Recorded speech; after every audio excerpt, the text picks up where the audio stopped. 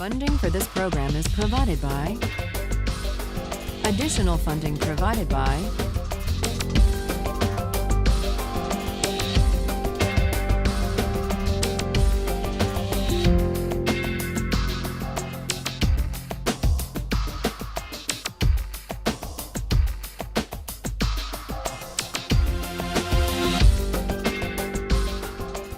We turn to Aristotle after examining theories,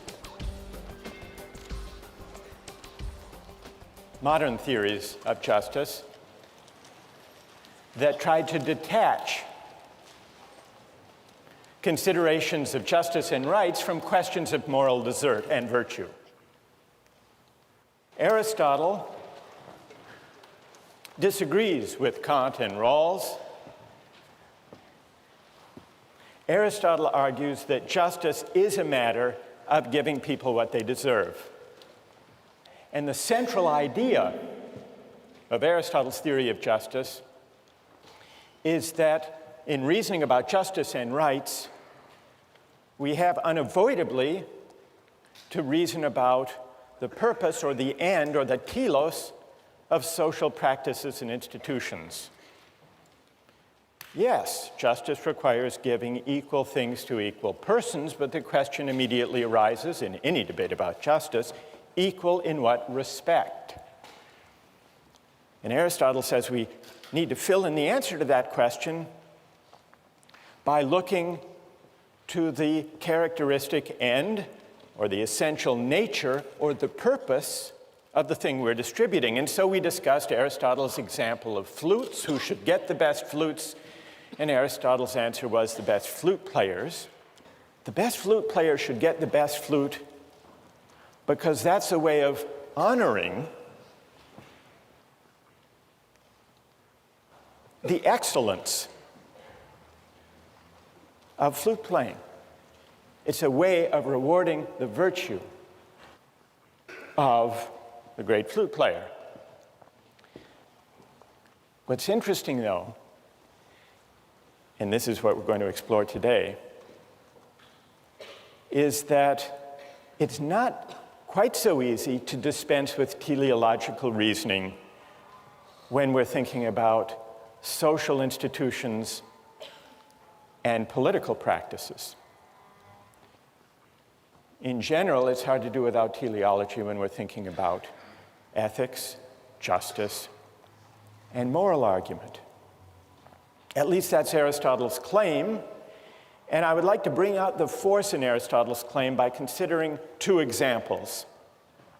One is an example that Aristotle spends quite a bit of time discussing, the case of politics. How should political offices and honors, how should political rule be distributed? The second example is a contemporary debate about golf and whether the Professional Golfers Association should be required to allow Casey Martin, a golfer with a disability, to ride in a golf cart. Both cases bring out a further feature of Aristotle's teleological way of thinking about justice. And that is that when we attend to the telos or the purpose, sometimes we disagree and argue about what the purpose of a social practice really consists in. And when we have those disagreements, part of what's at stake in those disagreements is not just who will get what. Not just a distributive question, but also an honorific question. What qualities, what excellences of persons will be honored? Debates about purpose and telos are often, simultaneously, debates about honor. Now let's see how that works in the case of Aristotle's account of politics. When we discuss distributive justice these days, we're mainly concerned with the distribution of income and wealth and opportunity. Aristotle took distributive justice to be mainly not about income and wealth, but about offices and honors. Who should have the right to rule? Who should be a citizen? How should political authority be distributed? Those were his questions. How did he go about answering those questions? Well, in line with his teleological account of justice, Aristotle argues that to know how political authority should be distributed, we have first to inquire into the purpose, the point, the telos, of politics. So what is politics about? And how does this help us decide who should rule? Well, for Aristotle, the answer to that question is, politics is about forming character, forming good character. It's about cultivating the virtue of citizens. It's about the good life. The end of the state, the end of the political community, he tells us in Book 3 of the Politics, is not mere life. It's not economic exchange only. It's not security only. It's realizing the good life. That's what politics is for, according to Aristotle. Now, you might worry about this. You might say, well, maybe this shows us why those modern theorists of justice and of politics are right. Because remember, for Kant and for Rawls, the point of politics is not to shape the moral character of citizens. It's not to make us good. It's to respect our freedom to choose our goods, our values, our ends, consistent with a similar liberty for others. Aristotle disagrees. Any polis which is truly so called, and is not merely one in name, must devote itself to the end of encouraging goodness. Otherwise, political association sinks into a mere alliance. Law becomes a mere covenant, a guarantor of men's rights against one another, instead of being, as it should be, a way of life such as will make the members of a polis good and just. That's Aristotle's view.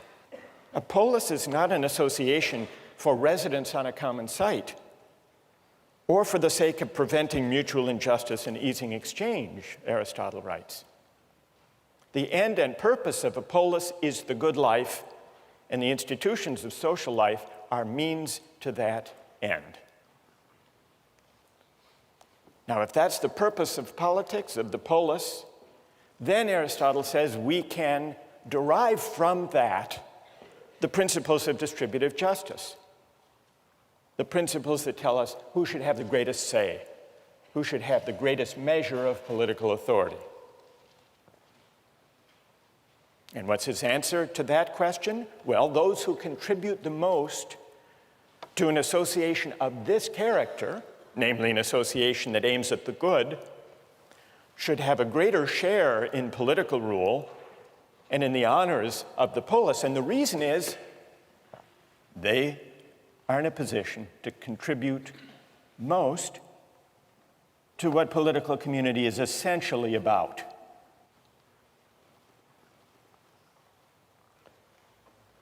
Well, so you can see the link that he draws between the principle of distribution for citizenship and political authority and the purpose of politics. But why, you'll quickly ask, why does he claim that political life, participation in politics, is somehow essential to living a good life? Why isn't it possible for people to live perfectly good lives, decent lives, moral lives, without participating in politics? Well, he gives two answers to that question. He gives a partial answer, a preliminary answer, in Book 1 of the Politics, where he tells us that only by living in a polis and participating in politics do we fully realize our nature as human beings. Human beings are by nature meant to live in a polis. Why?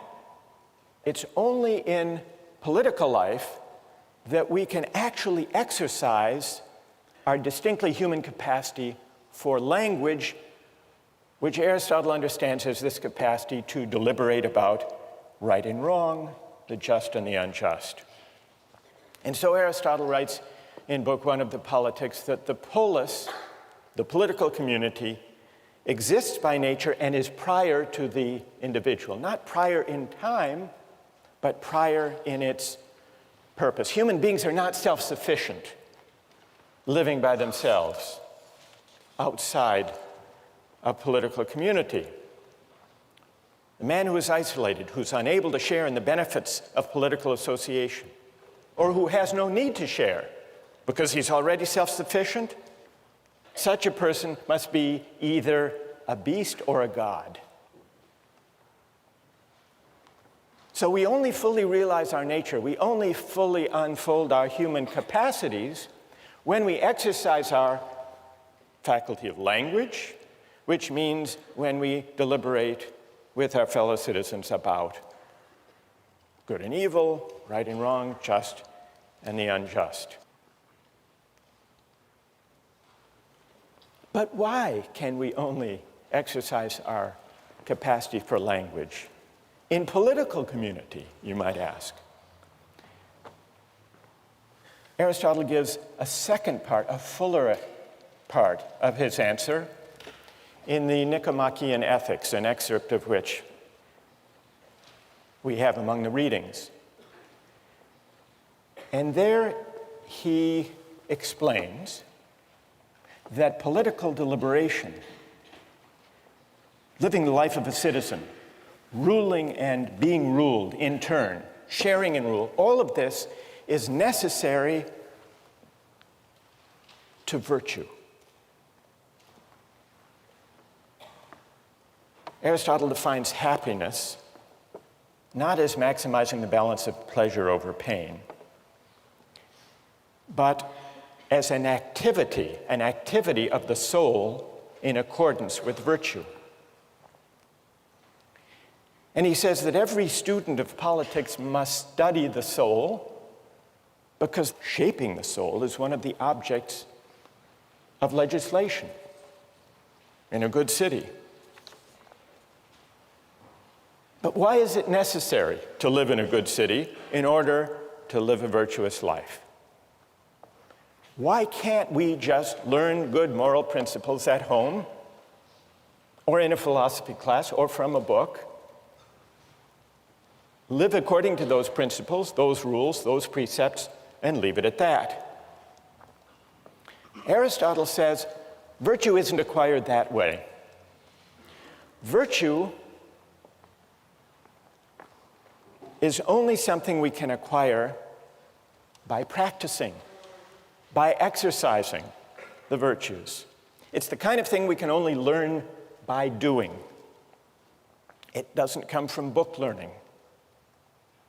In this respect, it's like flute playing. You couldn't learn how to play a musical instrument well just by reading a book about it.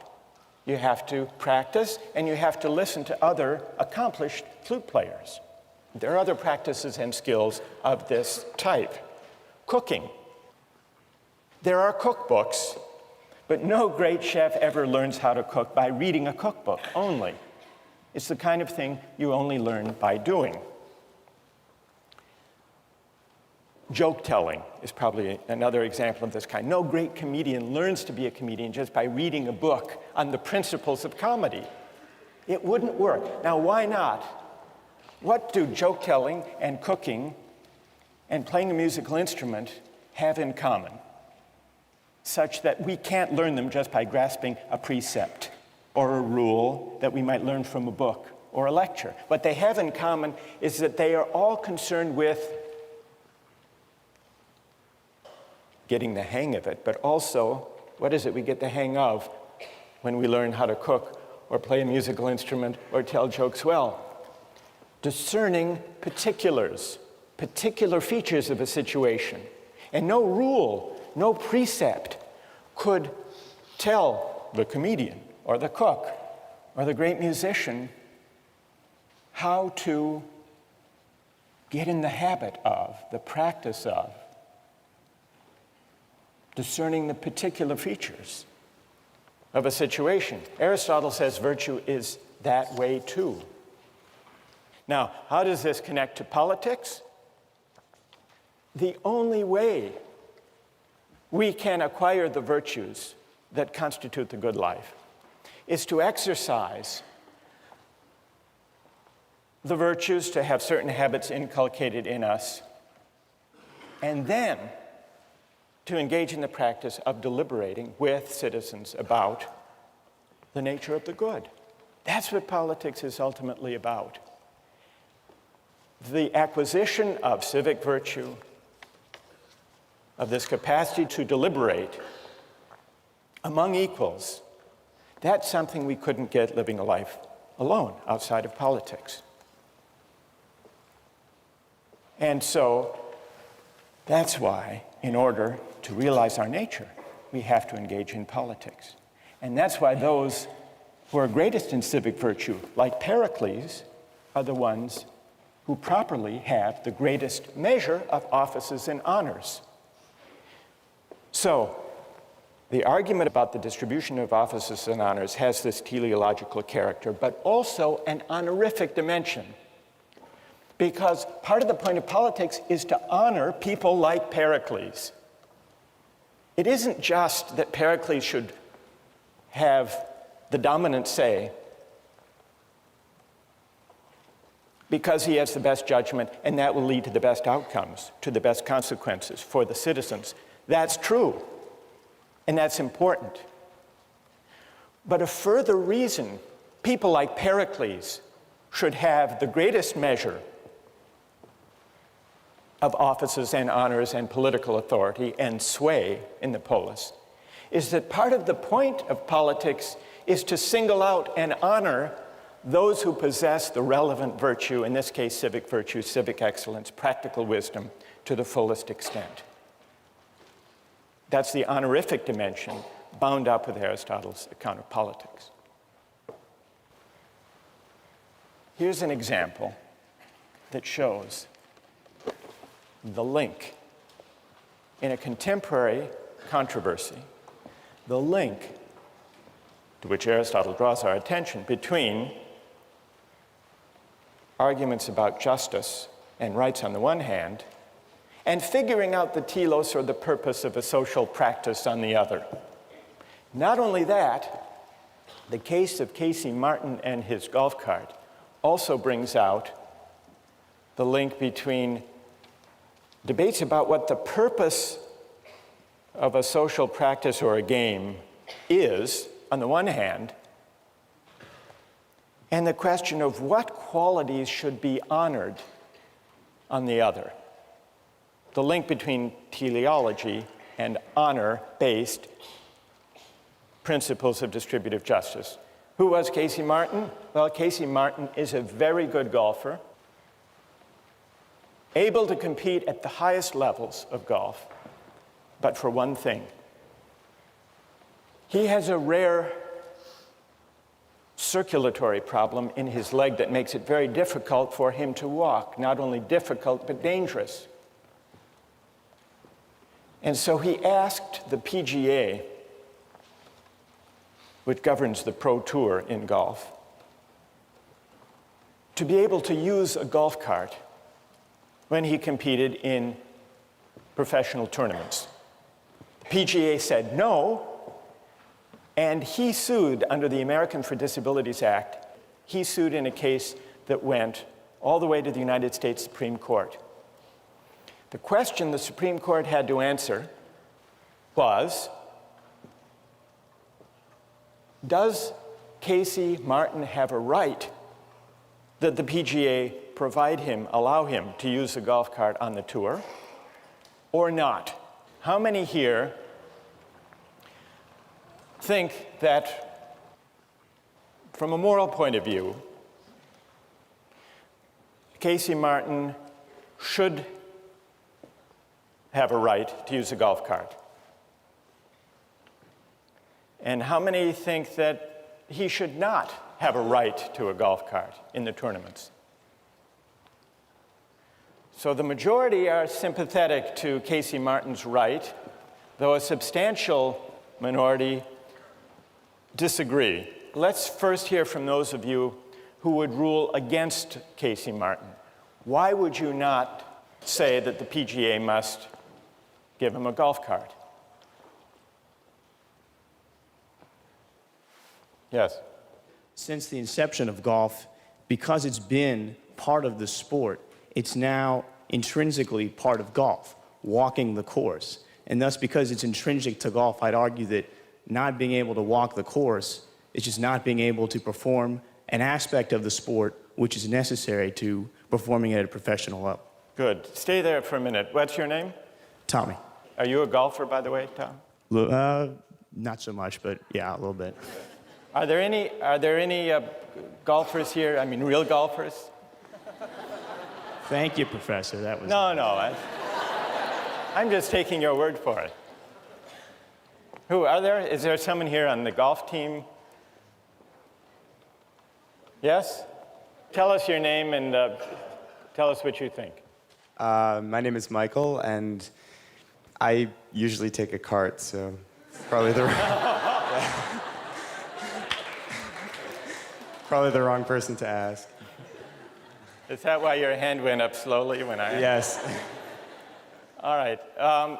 But Tom is saying, Tom said a minute ago that at least at the professional level, walking the course is essential to the game. Do you agree? I would, yes. You do? Then why do you take a cart? And you call yourself a golfer? No, no. I'm kidding. What do you say to that? When I have walked a course, it does add tremendously to the game. It makes it a lot harder, it really does. Yeah? All right, let's hear, Michael and Tom, stay there. Let's hear from people who say that he should have a right to a golf cart. Why? Who's prepared to defend that position?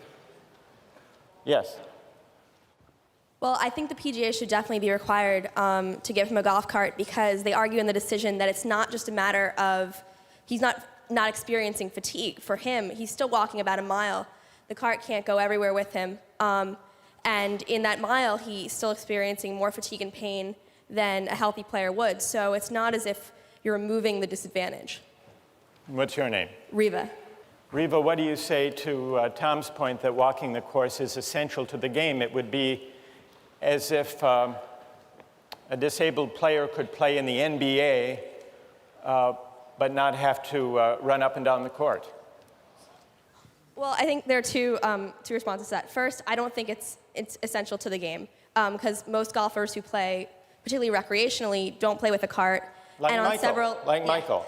And Right. on several of the tours, you can play with the cart. On the Senior PGA Tour, on the Nike Tour, in a lot of the college events, and those events are just as competitive and just as high level as the PGA Tour. So really, it's just a matter of selective reasoning if you argue that it's an important part of the sport. But even if it is, he still does have to walk. He still plays golf standing up. It's not as if he's playing golf from a wheelchair. All right. Who else? Go ahead. I think the whole point of a competition is that it calls out the best, from the second best or from the third best. And when we're talking about the national level, we're talking about, the highest of the highest. And I think what they're arguing about here is the purpose of competition. And I think in the sake of competition, you can't change the rules. So the purpose of the competition includes walking. That's an essential, you agree with Tom, and what's your name? David.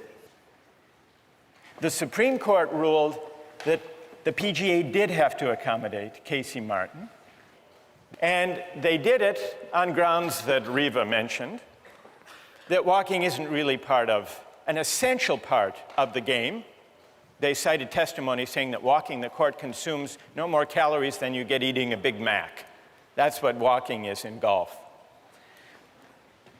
According to the majority, Scalia was in dissent. Justice Scalia agreed with David. He said, there is no purpose It's not, and it's certainly not for courts to try to figure out the essential purpose of golf. Golf, like any game, is strictly for amusement. And if there's a group that wants to have one version of the game, they can have that version of the game. And the market can decide whether people are amused and like and show up for that and watch the television broadcasts. Scalia's dissent was an anti-Aristotelian dissent. Because notice two things about the argument. First, we're thrust into a discussion about what the essential nature or purpose or telos of golf really is. Does it include walking? And here's something I think is rumbling beneath the surface of this debate. Whether walking partly determines whether golf is really an athletic competition. After all, the ball sits still. You have to put it in a hole. Is it more like basketball, baseball, and football, golf, an athletic competition? Or is it more like billiards? The ball sits still there, too. You can be out of shape and succeed. It involves skill, but not athletic skill. Could it be that those professional golfers who excel at golf have a stake in golf being honored and recognized as an athletic event, not just a game of skill like billiards? And if that's what's at stake, then we have a debate about the purpose, the teleological dimension, and also a debate about honor. What virtues, really, does the game of golf honor and recognize? Two questions to which Aristotle directs our attention. We'll continue on this case next time.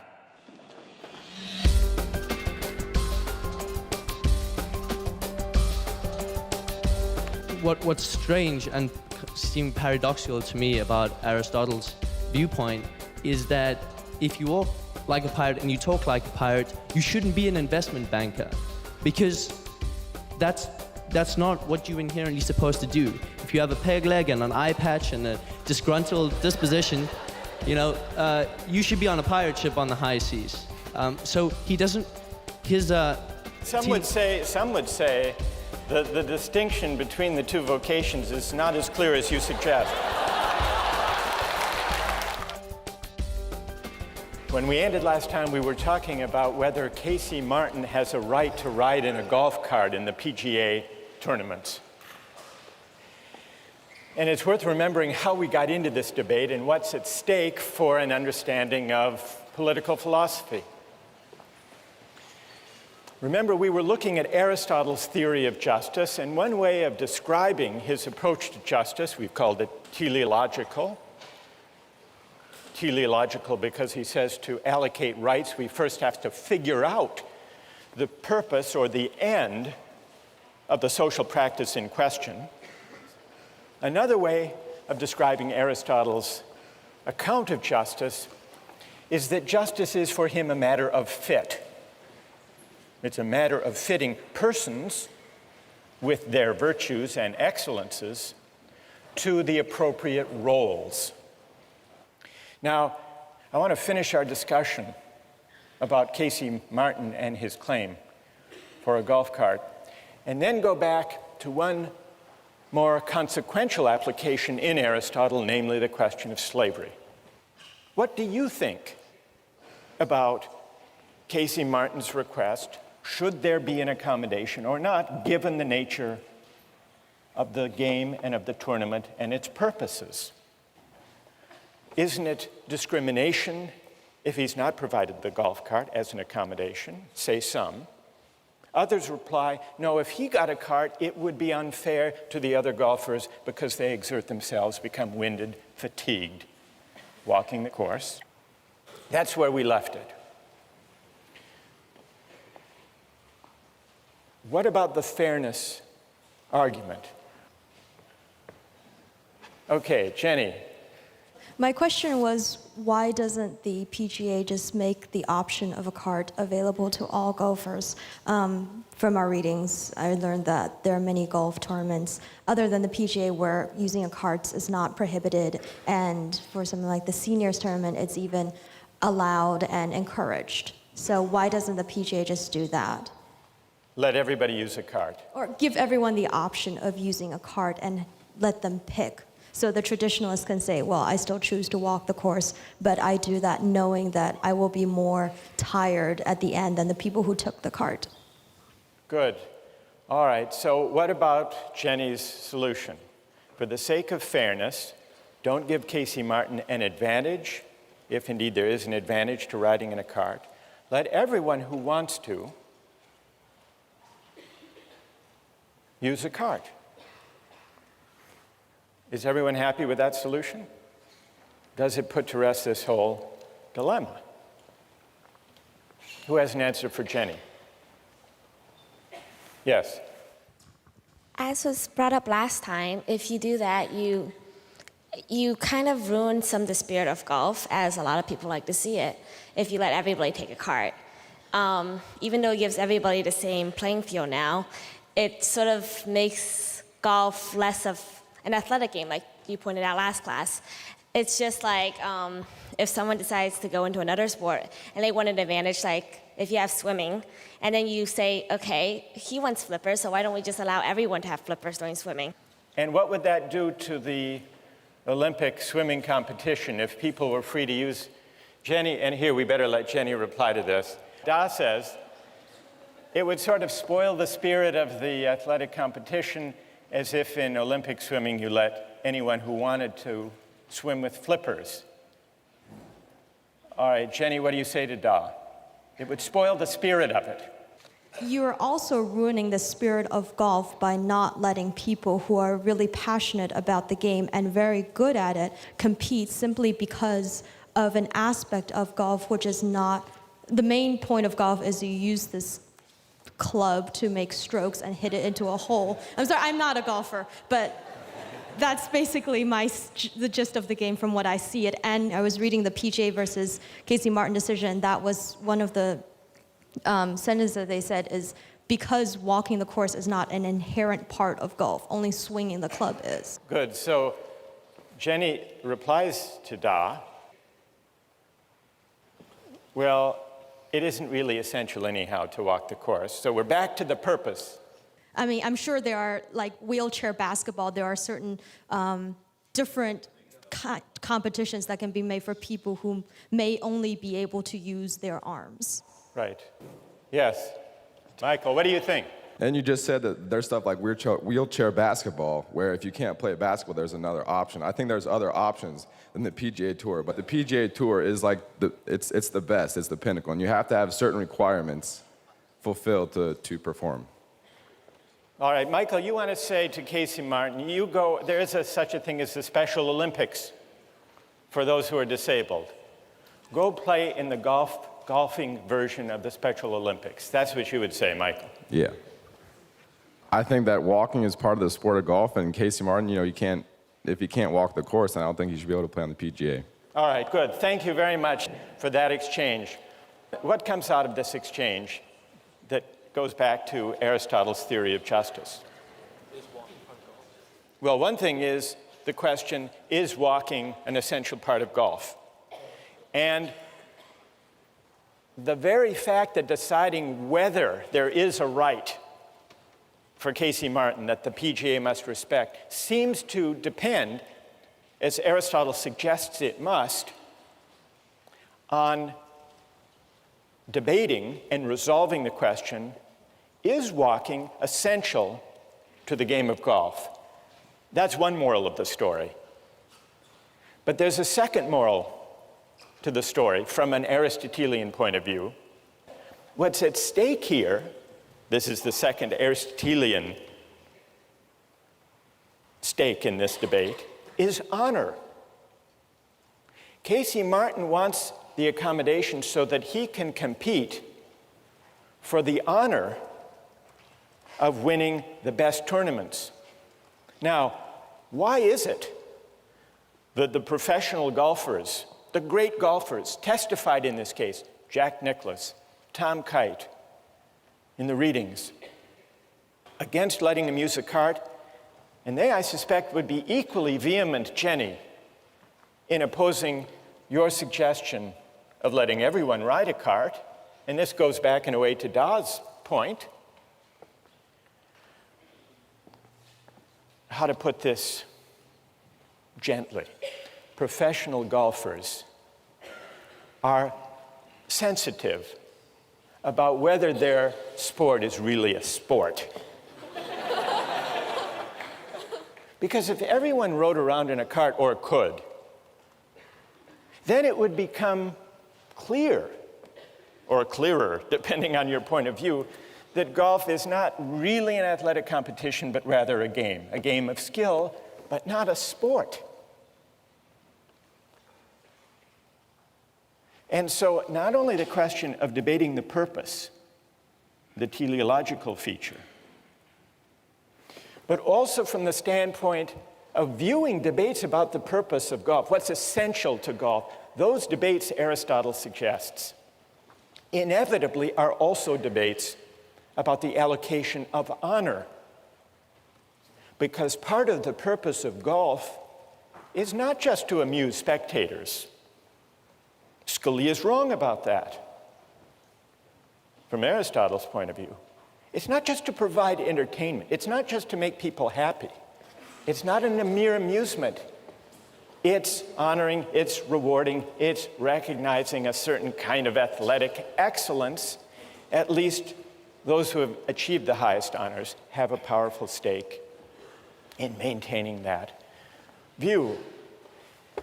Now, some of you took the position, the Scalia position. This is an incredibly difficult and silly question, Scalia said.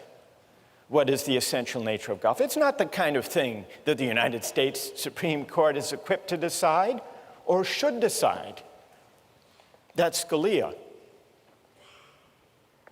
But he only says that because he takes a very strong, and as it happens, anti-Aristotelian position on what a game is. It is the very nature of a game to have no object, no point, except amusement, says Scalia. That is what distinguishes games, he says, from productive activity.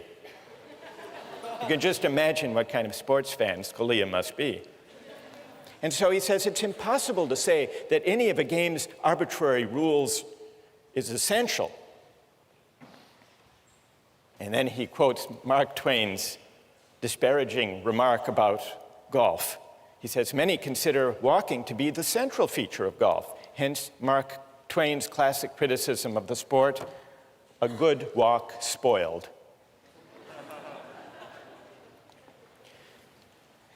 But Scalia misses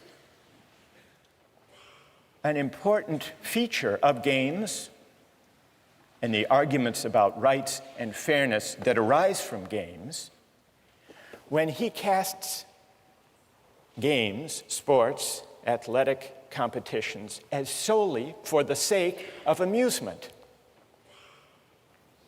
as solely a utilitarian activity. But an Aristotelian view of sports says, no, it's not just about amusement. Real sports, real athletic events are also about appreciation, not just amusement. And people who follow sports and care about sports and play sports know this, which is another way of saying there's a difference between a sport and a mere spectacle. And the difference is that a sport is a practice that calls forth and honors and prizes certain excellences, certain virtues, and the people who appreciate those virtues are the true fans, the informed fans, and for them, watching the sport is not mere amusement, but that means that it's always possible to make sense of a debate about what feature of a sport is essential to it. We can make sense of these arguments. Never mind the question whether the court should decide. The PGA, in its own internal deliberations, can make sense of that debate, which is why they cared very much about their view, insisting on their view, that walking and exertion and fatigue are essential, not peripheral parts of sport. Well, this is all to illustrate the teleological and the honorific feature of debates about rights, which Aristotle says we need to take account of in thinking about justice. Now, I want to begin for us to consider whether Aristotle's theory of justice is right or wrong, whether it's persuasive or unpersuasive. And I want to get your thoughts about that. But I want to anticipate one obvious and important objection. If justice is about fitting persons to roles, matching virtues to the appropriate honors and recognition, if that's what justice is, does it leave room for freedom? And this is one of the main objections to Aristotle's teleological account of justice. If certain roles, social roles, are fitting or appropriate to me, where does that leave my right to choose my social roles, my life purposes for myself? What room does teleology leave for freedom? And in fact, you may remember, Rawls rejects teleological accounts of justice because he says that teleological theories of justice threaten the equal basic rights of citizens. So let's begin to examine whether Aristotle is right, and in particular, whether his teleological way of thinking about justice is at odds with freedom. Now, one obvious reason to worry is Aristotle's defense of slavery. He defends slavery, which existed as an institution in the Athens of his day. Well, what is his defense of slavery?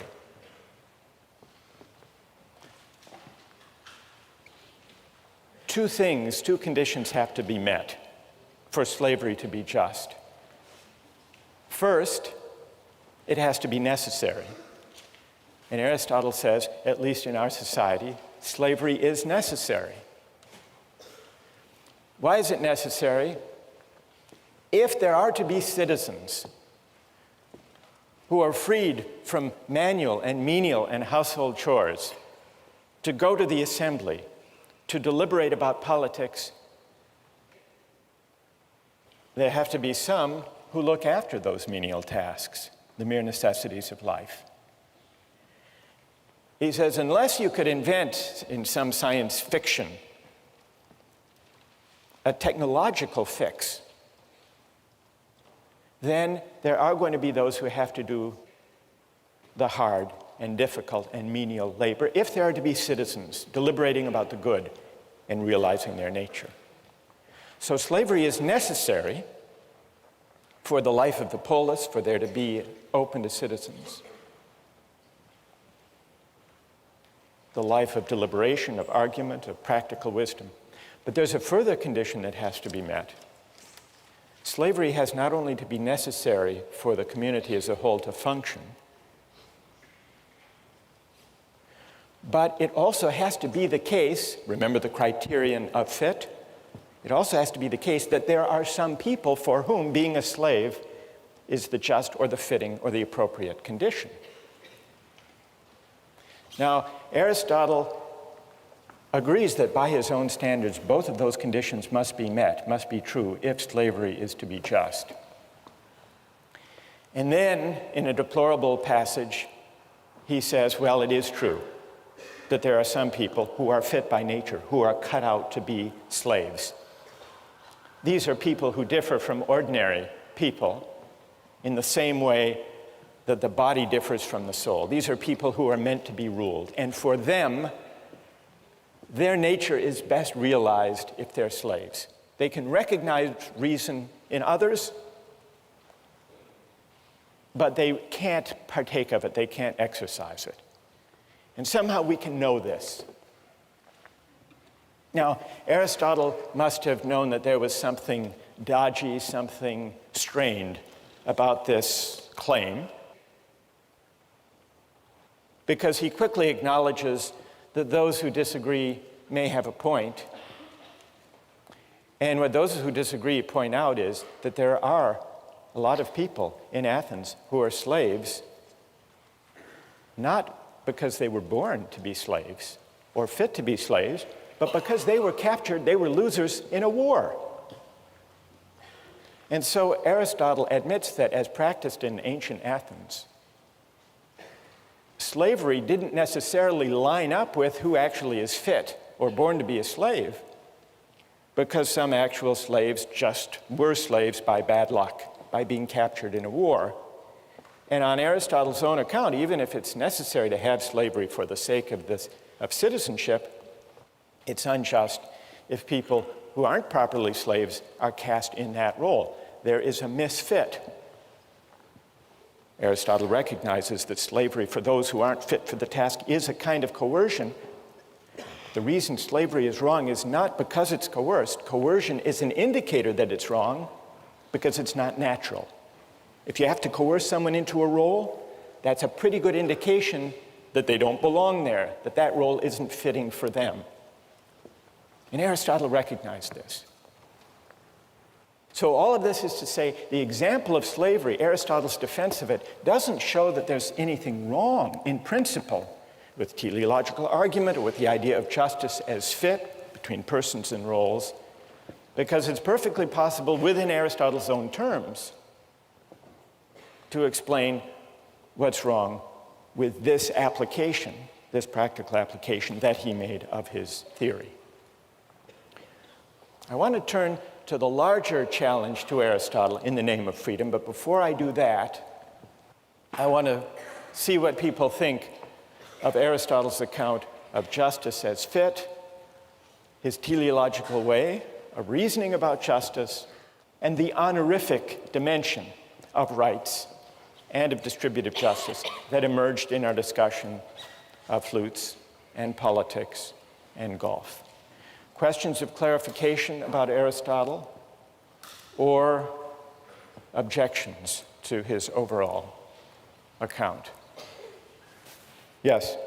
My objection to Aristotle is that he wants to match a person to a role. And, you know, if you walk like a pirate and you talk like a pirate, you know, you should be a pirate. And that is what is right.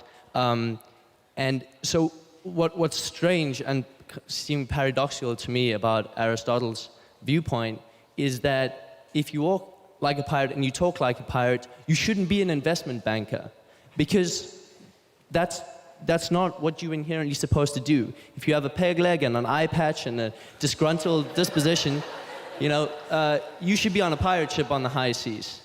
So he doesn't, Some would say the distinction between the two vocations is not as clear as you suggest. All right, but that's good. I take the point. Yes. Go ahead. It just seems to ignore individual rights. So I might be the perfect janitor in the whole world, and I can do that job the most efficiently out of anybody that exists right now, but I might not want to do that. I might want to do any other number of pursuits, and it seems to say that that isn't really a good option for me. All right, and what's your name? Mary Kate? Good. All right, let's take a couple more. Yes?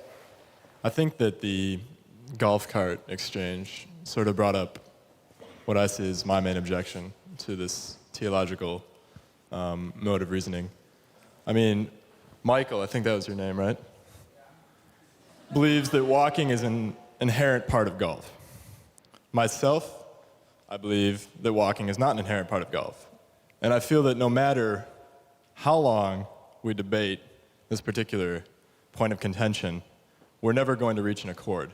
The theological framework of reasoning, I believe, doesn't really allow us to come to any sort of agreement. All right, and what's your name? Patrick. Patrick. All right, let me try to address this set of objections to Aristotle. Let me start with Patrick's. It's an important objection. We had a debate about whether walking is essential to golf, and even in so seemingly trivial, or at least contained a case as that, we couldn't agree. How can we possibly hope to agree when the stakes are higher and when we're debating the fundamental purposes or ends of political community? And so if we can't agree on what the ends or the goods of our shared public life consist in, how can we base justice and rights on some notion of what the end or the purpose or the good consists in? That's an important objection, so much so that much modern political theory takes that worry about disagreement over the good as its starting point and concludes that justice and rights and constitutions should not be based on any particular conception of the good or the purposes of political life, but should instead provide a framework of rights that leaves people free to choose their conceptions of the good, their own conceptions of the purposes of life. Now, Mary Kate said, what if a person is very well suited to having a certain role, like the role of being a janitor, but wants something else, wants to reach higher, wants to choose another way of life? So that goes back to this question about freedom. If we take our bearing as persons from roles that are said to fit our nature, shouldn't it at least be up to us to decide what those roles are?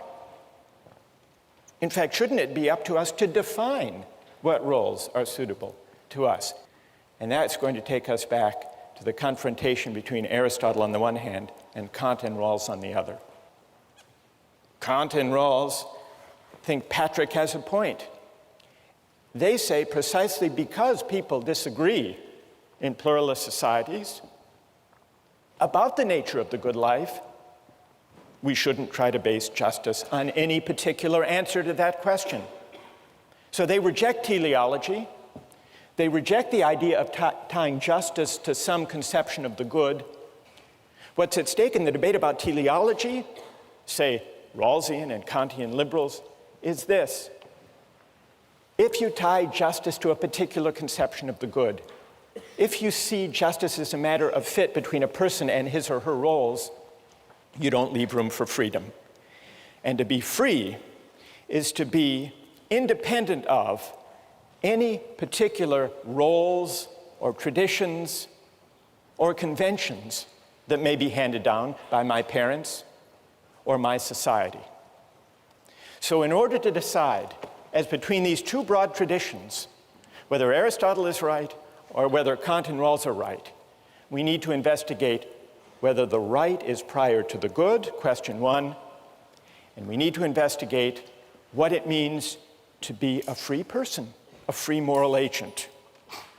Does freedom require that I stand toward my roles, my ends, and my purposes as an agent of choice, or as someone trying to discover what my nature really is? Two big questions, and we'll take them up next time.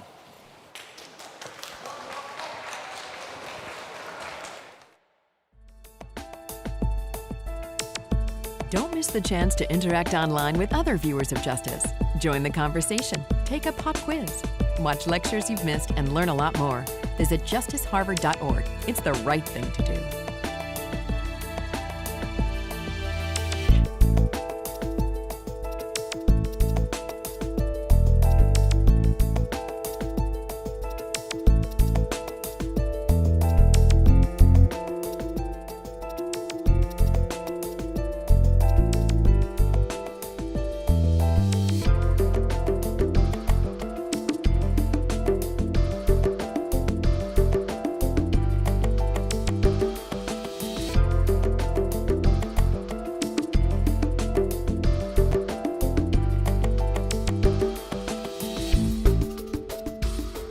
Funding for this program is provided by Additional funding provided by